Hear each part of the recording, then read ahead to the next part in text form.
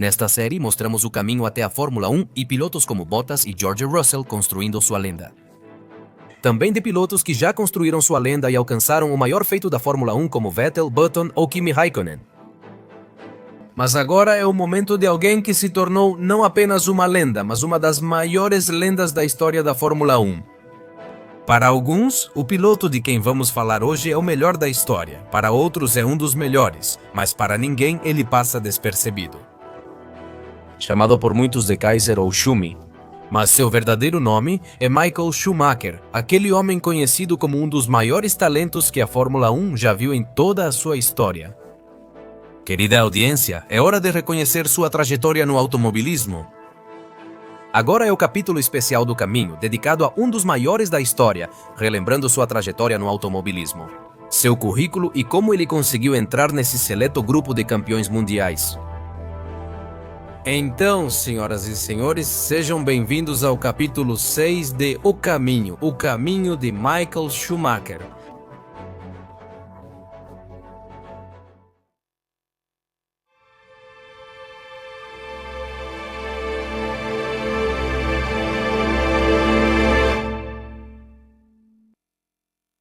Este mês de abril é perfeito para começar a organizar viagens, seja para férias conhecendo coisas novas ou para assistir grandes prêmios de Fórmula 1 ao redor do mundo. Seja qual for o seu objetivo, economizar um dinheiro sempre vai ajudar na hora de organizar o seu orçamento de viagem. Na verdade, há formas de conseguir coisas mais baratas como passagens aéreas, geralmente a parte mais cara de uma viagem. Uma maneira de economizar um pouco de dinheiro com isso é usando uma VPN, e nesse caso vamos usar a dos nossos amigos da Subshark. Algumas companhias aéreas cobram mais caro para certas regiões do planeta por motivos desconhecidos. Se você usar a Subshark com ela, você pode mudar seu IP para se posicionar virtualmente em qualquer lugar do globo terrestre. E com ela conseguir alguns voos por preços mais baixos e assim economizar um pouco de dinheiro na sua viagem. Como disse, usei isso na minha viagem para as 24 horas de Le Mans e o Grande Prêmio da Espanha. Além disso, com o Subshark, durante a sua viagem em países com certos limites de navegação, você pode se livrar de qualquer tipo de restrição e usar seus aplicativos e sistemas de maneira totalmente normal. E além disso, caso não fosse o bastante, nunca é demais. Subshark permite que você melhore sua segurança digital, filtrando seus dados e bloqueando potenciais ameaças que possam surgir em situações como quando você precisa se conectar a um Wi-Fi público. É um combo imperdível e representa só uma parte do que você pode fazer com essa VPN. E bom, para que você teste o sistema e use em uma quantidade ilimitada de dispositivos. Vou disponibilizar meu código SKIAVARELINE para você ganhar 3 meses extras ao assinar o Subshark e aproveitar esses benefícios. E se você não gostar ou não ficar convencido, tem garantia total de devolução do dinheiro. Então não perca essa oportunidade de abrir muitas portas na sua navegação com a ferramenta dos nossos amigos da Subshark. Como sempre, começamos contando um pouco da biografia do piloto em questão, que nesse caso é Michael Schumacher, embora a pronúncia correta seja Michael Schumacher, um piloto nascido em Hermannheim, Alemanha, em 3 de janeiro de 1969, e que é filho de Rolf e Elisabeth Schumacher, 2 alemães trabalhadores, e onde seu pai na verdade era um operário da região, e onde em algum momento da história, ele chegou a fabricar um kart para seu filho com um motor de motocicleta para que ele, ainda muito jovem, começasse a conhecer o mundo dos carros. E que te ajude a aprender mais sobre o piloto. Não se esqueça de se inscrever no nosso canal para não perder nenhum vídeo novo.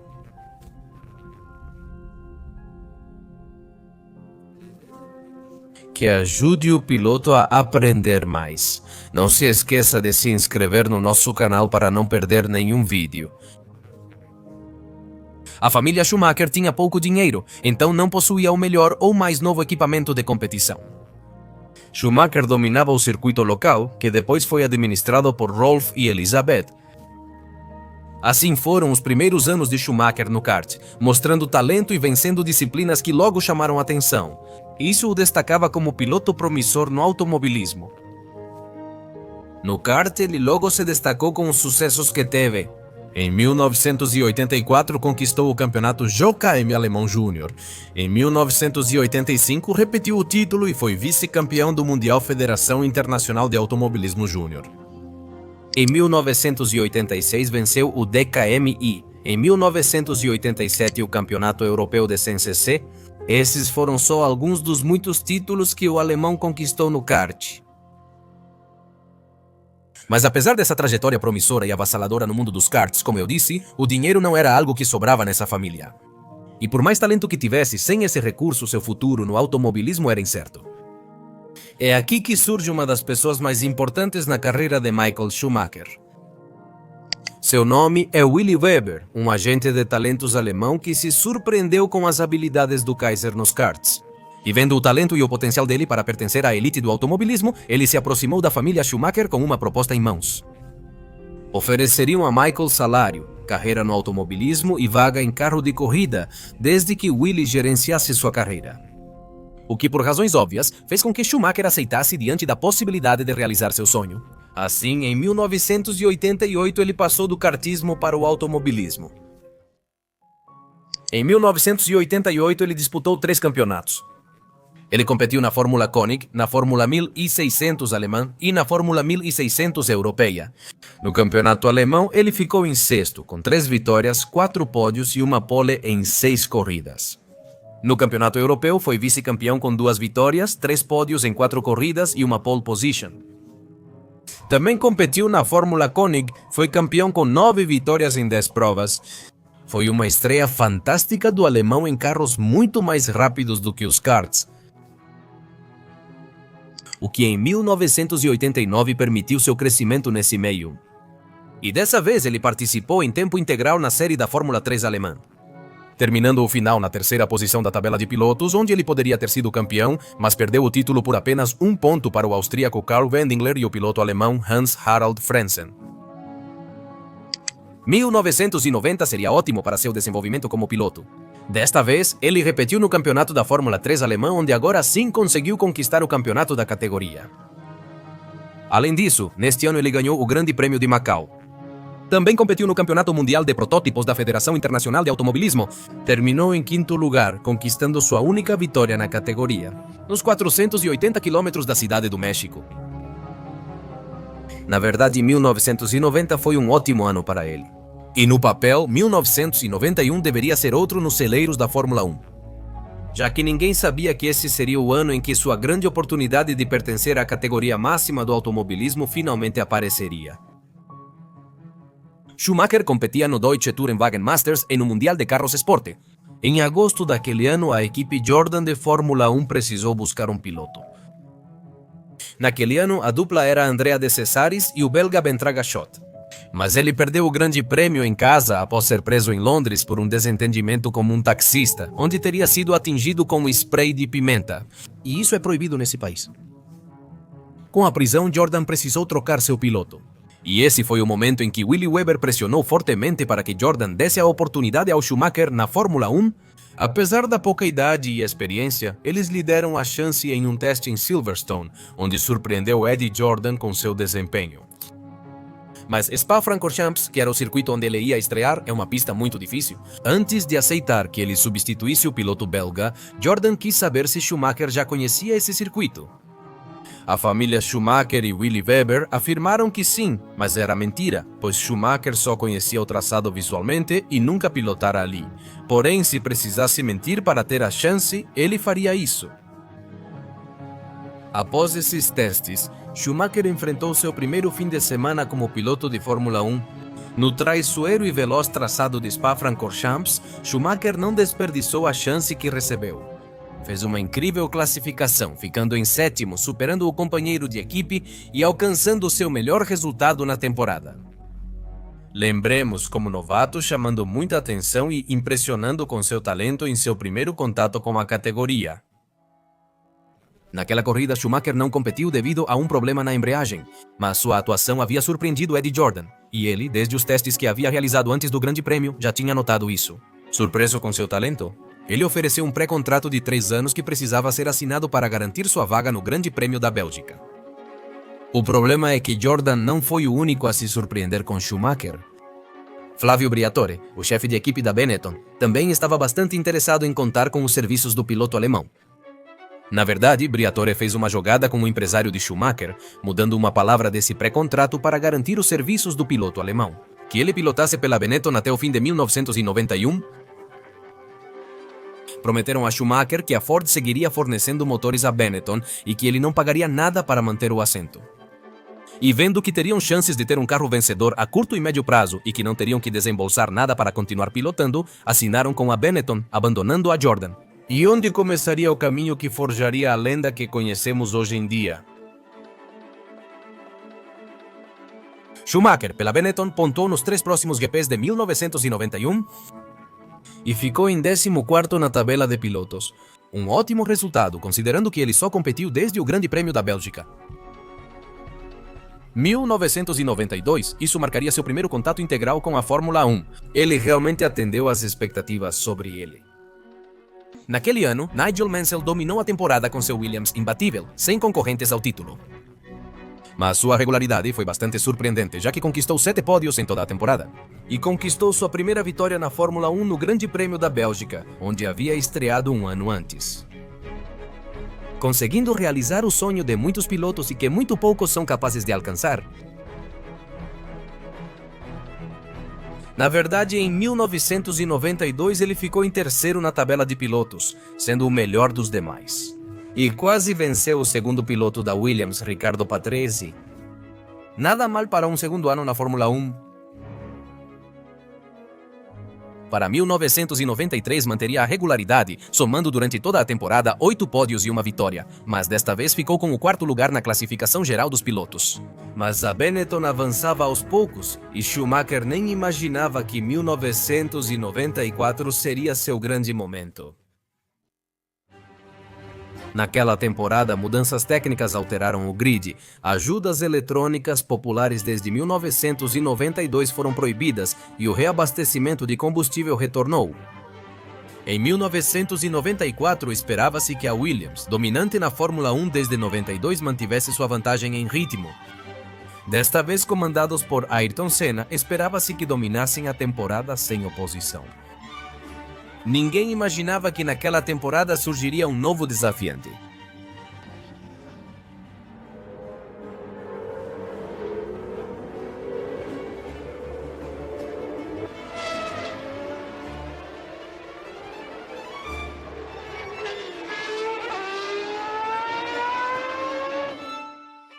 Schumacher estava surpreendendo o mundo, tendo tirado de forma esmagadora a vitória do pessoal da Williams e de Ayrton Senna. Venceu as 2 primeiras corridas do ano e logo virou um dos favoritos ao título de 1994. Mas aquela temporada teve muitas polêmicas e momentos sombrios. Parecia que começaria a rivalidade entre Senna e Schumacher, mas a morte do brasileiro em Imola, em 1º de maio de 1994, interrompeu o que prometia ser a maior rivalidade da história. Além disso, Benetton e Schumacher se envolveram em muitos escândalos. Primeiro, suspeitou-se que o carro deles tinha ajudas eletrônicas, como controle de largada e tração, o que foi confirmado meses depois. Mas não foi punido, porque a Federação Internacional de Automobilismo não conseguiu provar o uso delas na corrida. E o regulamento proibia o uso das ajudas eletrônicas, mas não proibia tê-las instaladas no carro. Uma pequena brecha legal. Depois foram desclassificados na Grã-Bretanha por ignorar uma punição, o que resultou na exclusão de 2 corridas. Soube-se também que o sistema de reabastecimento da equipe foi manipulado para acelerar os reabastecimentos. Enfim, uma infinidade de situações que levaram a várias acusações contra a Benetton e Schumacher de que eram sujos e trapaceiros. De qualquer forma, essa equipe venceu e dominou mais que qualquer outra na temporada. Essas desclassificações permitiram que Damon Hill, ex-companheiro de Senna e líder da equipe após sua morte, o alcançasse na tabela de pontos ao fim da temporada. Na última corrida do ano, com só 1 ponto de diferença, eles disputariam a coroa de 1994. Nesse duelo, ambos iam ao limite. O britânico e o alemão estavam travando uma batalha memorável no circuito de Adelaide, na Austrália. Mas infelizmente esse mundial tão polêmico tinha que terminar da mesma maneira. Schumacher está fora, perdeu tempo enquanto o Hill passa. Ó, lá vai Schumacher, a da Alemanha está fora. Com uma manobra extremamente questionável, Schumacher tirou Damon Hill da corrida e com isso ficou com um ponto de vantagem sobre o inglês. Ele se tornou o campeão mundial da temporada de 1994, conquistando assim, de forma polêmica, seu primeiro título mundial de pilotos e o primeiro da Benetton. E em 1995 ele repetiria a dose, tornando-se bicampeão mundial, tendo somado 9 vitórias e mais 2 pódios, dominando totalmente o restante dos competidores daquele ano. Apesar do sucesso e dos 2 títulos mundiais com a Benetton, Schumacher sentia que era hora de buscar um novo sonho na Fórmula 1. Um dos sonhos do alemão era ser campeão mundial com a escuderia Ferrari, equipe mais mítica do grid, e que estava há anos sem conquistar títulos mundiais. Desde que Jody Scheckter fez isso em 1979, após várias tentativas fracassadas, a Ferrari estava no meio de uma reestruturação que poderia devolvê-los à liderança do grande circo a médio e longo prazo. Contrataram Jean Todt como chefe de equipe e Ross Brown como diretor técnico da escuderia vermelha. Eles convidaram Schumacher para liderar o projeto, oferecendo salário altíssimo e chance de virar lenda na equipe vermelha. Schumacher ainda tinha 1 ano de contrato com a Benetton e só estaria livre em 1997, mas ele decidiu assinar com a equipe vermelha e romper seu contrato, e para isso usou todos os escândalos de 1994 para usar isso para romper o contrato, alegando que as acusações prejudicaram sua imagem. Com isso e alguma cláusula que havia nesse contrato, ele pôde assinar com a equipe vermelha e assim iniciar, em 1996, o caminho que o levaria de campeão da Fórmula 1 ao status de lenda absoluta. 1996 marcou o início da busca pelo sucesso durante a reestruturação. Naquela época, ele não pôde disputar o título com Diamond Hill porque a Ferrari não estava pronta, mas mostrou talento como na ótima atuação no Grande Prêmio da Espanha. Com chuva e 3 vitórias na temporada, ele ficou em terceiro no campeonato de pilotos. E após essa temporada de transição, em 1997 era hora de lutar. Desta vez o rival era novamente um piloto da Williams, o canadense Jacques Villeneuve. Ambos protagonizaram uma temporada histórica, disputando o título mundial até o fim. No Grande Prêmio da Europa, em Jerez de la Frontera, será que 1994 se repetiria? Michael chegava à última corrida com um ponto de vantagem sobre seu rival para poder decidir esse mundial. Assim como em 1994, esse título mundial também foi decidido de maneira polêmica. Michael!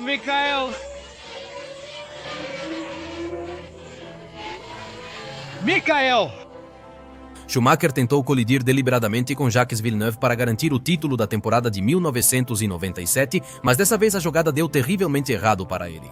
Na manobra do alemão, só Soto não conseguiu seguir no Grande Prêmio. No fim, Jacques Villeneuve ficou em terceiro naquele Grande Prêmio e assim conquistou o título mundial de pilotos, tirando-o da Ferrari.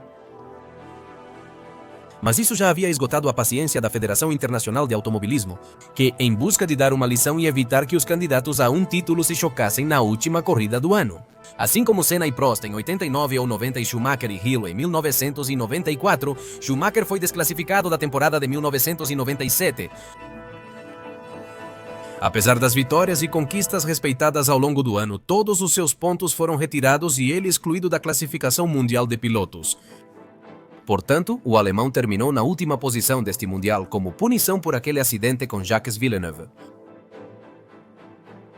No fim, a temporada decepcionou e muitos fãs da Ferrari duvidaram se Schumacher seria o salvador da equipe.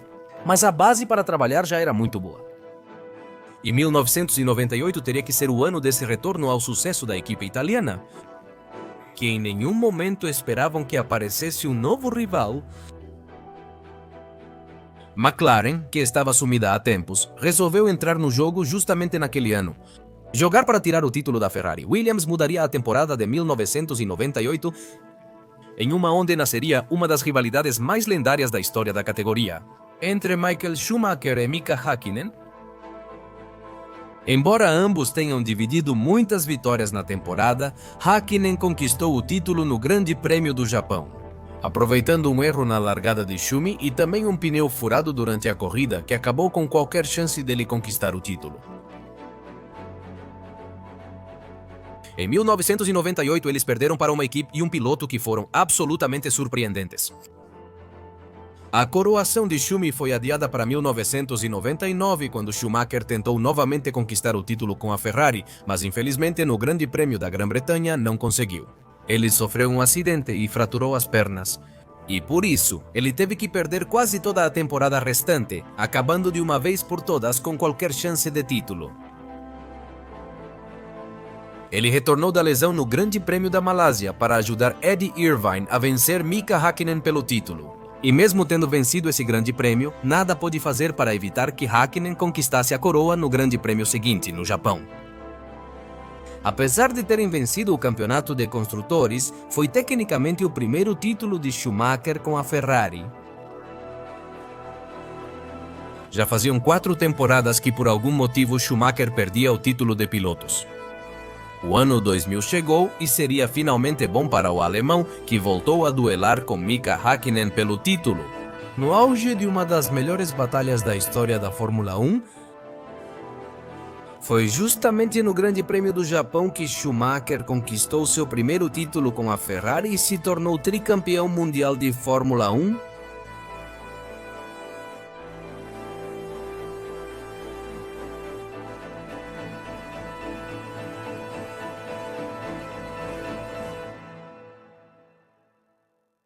Isso fez Schumacher realizar o sonho de ser campeão com a lendária equipe vermelha e marcou o início do domínio absoluto da Ferrari e de Schumacher por anos. Em 2001 e 2002 ele dominou a concorrência nessas temporadas. Em 2002 ele bateu o recorde ao subir ao pódio em todas as corridas. Nessas 2 temporadas ele somou 20 vitórias e tornou-se pentacampeão mundial de Fórmula 1. Tornando-se estatisticamente o melhor da história até então. E só faltava conquistar mais um título para superar Fangio nesse quesito, e ser o mais bem-sucedido e com mais títulos sozinho na Fórmula 1. Porém, 2003 foi uma das temporadas mais difíceis para o alemão. Naquele ano, ele enfrentou Kimi Häkkinen, da McLaren, e Juan Pablo Montoya, da Williams. Numa temporada épica, os 3 travaram uma batalha emocionante, e onde Häkkinen e Schumacher chegariam à última corrida do ano com chances de serem campeões mundiais. E nesse último confronto, Schumacher, apesar de uma corrida complicada, conseguiu resistir para se tornar o campeão e conquistar seu 6º título de pilotos em sua carreira esportiva.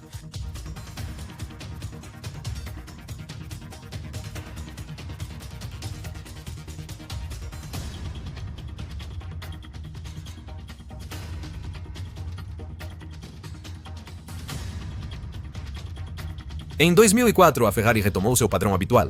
Schumacher esmagou novamente toda a concorrência, conquistando 13 vitórias na temporada e superando os rivais.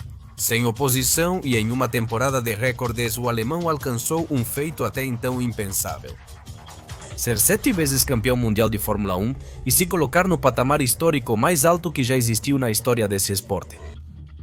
Schumacher já era uma lenda e, junto com a Ferrari, dominava desde 2000 em uma era de ouro. Mas tudo acaba e essa era dourada terminou em 2005. Nesta temporada, o regulamento exigiu que os pneus durassem todo o Grande Prêmio, sem trocas, exceto em casos estritamente necessários. Isso favorecia os carros com pneus Michelin e prejudicava muito os com Bridgestone. A Ferrari usava os pneus do fabricante japonês e naquela temporada viu a queda mais drástica de competitividade dos vermelhos em muito tempo. Schumacher só venceu o Grande Prêmio dos Estados Unidos porque os carros com pneus Michelin não puderam competir, deixando apenas 6 no grid. E foi nessa corrida que a Ferrari conquistou sua única vitória da temporada, sendo absolutamente desastrosa.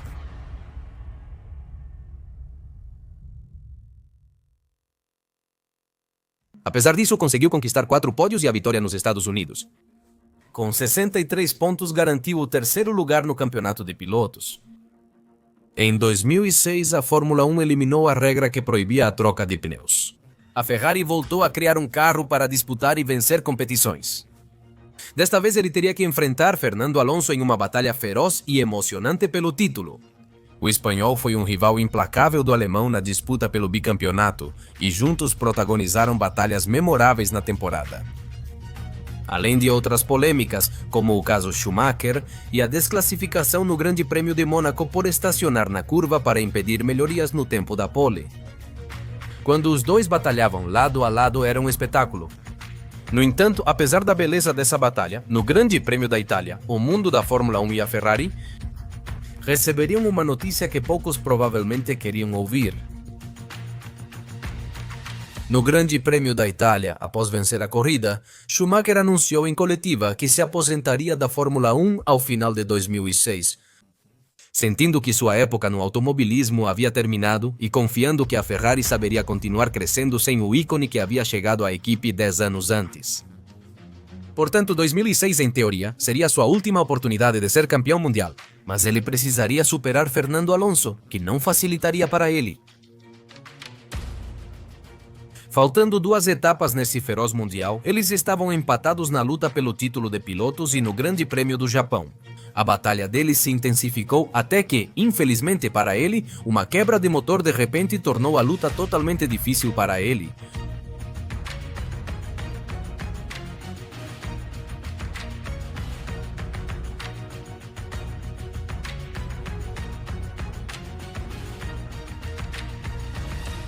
A rodada final do Mundial de 2006 seria em Interlagos, onde o Kaiser ainda podia ser campeão. Mas seria necessário um milagre para tirar o título de Fernando Alonso. Ele precisava vencer e Fernando Alonso não podia pontuar para conquistar o título, graças ao critério de desempate pelo maior número de vitórias. Mas aqui o Grande Prêmio começou mal para o alemão. Schumacher não marcou tempo no Q3 por problema na pressão do combustível e largou em 10º, enquanto Fernando sairia em 4º. E aquela corrida foi um martírio para o alemão. Ele tentou recuperar posições e, ao passar Giancarlo Fisichella, furou o pneu traseiro esquerdo. Portanto, ele precisou ir aos boxes, mas ao voltar, exibiu sua pilotagem para o mundo. Um último toque antes da aposentadoria que, infelizmente, não pôde ter um final feliz.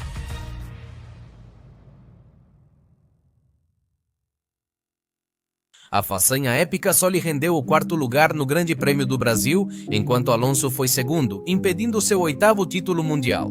Mas ele saiu de cabeça erguida e orgulhoso, como sempre.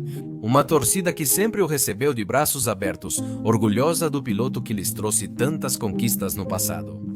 Assim, após dar tudo de si e cair na última corrida, terminou a aventura de Schumacher na Fórmula 1. Ou, ao menos, era o que todos achávamos então. Após se aposentar, ele foi consultor da Ferrari e participou de eventos de motociclismo, onde sofreu um grave acidente. Ele fez várias coisas diferentes. O que poucos esperavam era o retorno da Mercedes à Fórmula 1 em 2010 após anos afastada. Desde o incidente de Le Mans em 1955, para o retorno da marca alemã, os assentos da equipe foram para Nico Rosberg, vindo da Williams, e para Michael Schumacher. As flechas de prata o tiraram da aposentadoria para um último baile, mas agora defendendo seu país. Nico Rosberg e ele foram companheiros de equipe em 2010, 2011 e 2012.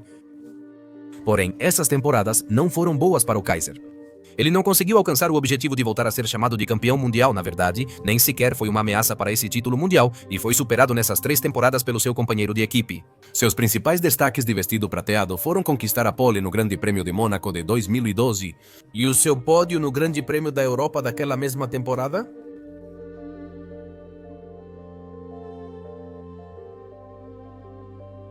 E no final daquele ano de 2012, Schumacher voltou a anunciar sua aposentadoria da Fórmula 1 e dessa vez seria uma aposentadoria definitiva, já que a Mercedes apostou em Lewis Hamilton para continuar com seu projeto. E dessa vez, Schumacher decidiu sair de cena e não continuar na Fórmula 1. Assim, sua última corrida foi no Grande Prêmio do Brasil daquele ano. Corrida caótica na chuva, terminou em 7º na tabela de pilotos, em uma última exibição, onde ao final se despediu, com todas as honras e com todos prestando homenagem a uma lenda que havia decidido pendurar as luvas de maneira definitiva. Nesse momento, a vida de Schumacher passaria de pilotar os carros mais rápidos do planeta para dedicar tempo à sua família. Um destino nobre sem que ninguém soubesse que logo mudaria para sempre e para pior. Em 28 de dezembro de 2013, Schumacher e a família foram passar férias esquiando nos Alpes franceses. Naquele dia, sem saber, a família Schumacher nunca mais seria a mesma, pois o Kaiser sofreu um acidente enquanto esquiava, caiu e bateu a cabeça em uma pedra. Um acidente causou lesão cerebral traumática e o deixou em coma por meses. Até hoje, o estado de saúde e a condição do Kaiser seguem desconhecidos. Há apenas declarações isoladas. Alguns destacam progresso e luta, outros veem como caso perdido. Com tão pouca informação, só é possível especular sobre sua saúde. Especular sobre coisas que foram mencionadas por pessoas como seu amigo Jan Todd, médicos que o atenderam e os comentários feitos por sua família. E a única coisa da qual podemos ter certeza é que o Kaiser sempre foi um lutador. E ainda agora, 10 anos depois daquele incidente, ele continua lutando a maior batalha de toda a sua vida. Hoje, é impossível pensar na escuderia Ferrari ou na Fórmula 1 sem lembrar ao menos uma vez. Naquele que para muitos é o melhor piloto da história. Schumacher sempre foi o reflexo do que significava disciplina, trabalho duro e a fome de vencer. Essa fome de vencer e obsessão pela vitória às vezes o levavam a extremos polêmicos. Mas, sem dúvida, falar de Schumacher é falar de um dos pilotos mais talentosos que este planeta já viu. Um homem que, apesar das dificuldades econômicas, abriu portas graças ao talento e ao esforço. Um talento que o levou a ser um dos melhores da história em estatísticas e, atualmente, o homem com mais títulos mundiais. Na companhia de Lewis Hamilton, esse artista das pistas se encarregou de quebrar recordes um após o outro, conquistando 91 vitórias, um monte de pole positions, acumulando vários pódios. E, acima de tudo, ajudar a lendária equipe italiana a voltar ao topo e conquistar a torcida tifosi, fazendo proezas que, até antes de conhecê-lo, pouquíssimos tinham visto. E honestamente, pessoalmente, prefiro lembrá-lo por isso. Pensando que depois de tantos anos ele continua lutando uma batalha que eu confio que em algum momento da sua vida ele possa vencer. Só posso dizer que espero que o alemão nunca pare de lutar. Mas acima de tudo que ninguém esqueça seu legado e seus sucessos, que até podem ser superados, mas dificilmente serão esquecidos. E onde ele sempre será lembrado como um dos melhores pilotos que já se viu em toda a história desse esporte dos carros velozes. Senhoras e senhores, com isso encerramos mais um capítulo do caminho. Mas é justamente aqui que eu te pergunto, o que você achou do caminho do piloto alemão até a Fórmula 1E na Fórmula 1? Você conhecia o histórico dele? Você conhecia esse caminho? E me conta, para você Schumacher é um dos melhores da história ou é o melhor da história? Me contem todas as suas opiniões na seção de comentários. Encerro este capítulo da minissérie e peço que, se gostou do vídeo, deixe seu like. Um joinha pode não significar muito para você, mas para nós é muito importante. É uma ajuda inestimável para nós continuarmos crescendo nesta plataforma. Então clica nesse joinha, nos ajude a continuar crescendo e nós saberemos agradecer com mais conteúdo de Fórmula 1 e automobilismo. Da mesma forma, se você gostou deste vídeo, compartilhe com seus amigos e te convido a nos seguir nas nossas contas do Instagram e do Twitter, cujo link estará na descrição deste vídeo. Me despeço, sou o Skyline Racing, até breve! Para mais conteúdo aqui no seu canal Skyline Racing, obrigado por nos acompanhar. E até logo!